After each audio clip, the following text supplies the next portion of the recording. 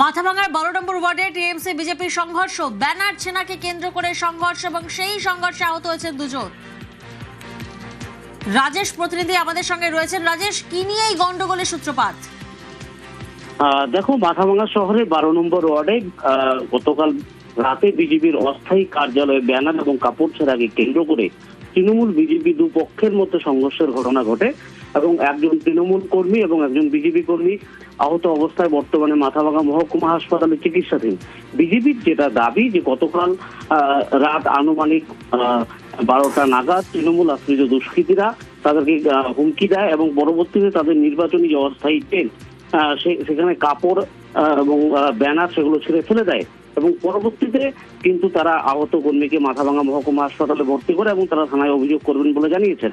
তবে তৃণমূল এই অভিযোগ অস্বীকার করেছেন। তৃণমূলের দাবি বিজেপি আশ্রিত দুষ্কৃতীরাই তাদের একজন কর্মীকে মারধর করেছে, তিনি মাথাভাঙা মহকুমা হাসপাতালে চিকিৎসাধীন। তৃণমূল এবং বিজেপি অভিযোগ পাল্টা অভিযোগে উত্তেজনা ছড়িয়েছে মাথাভাঙা শহরে।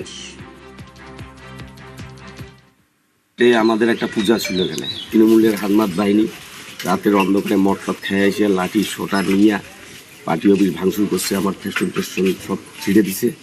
আর একজন কর্মী আমাদের আহত অবস্থায় হসপিটালে ভর্তি আছে। হরিদাস বিজেপি কার্যকর্তা, তারা করছে তৃণমূলের হাতমাত বাহিনী গুন্ডা বাহিনী।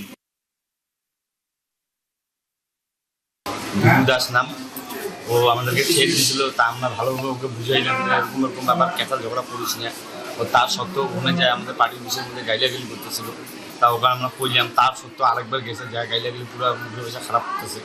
আমরা বাধ্যতামূলক আমরা গেছি, যাওয়ার পরে মানে ডাং ডুং দিয়ে এই মাথায় সিলে দিয়ে চারটে সিলে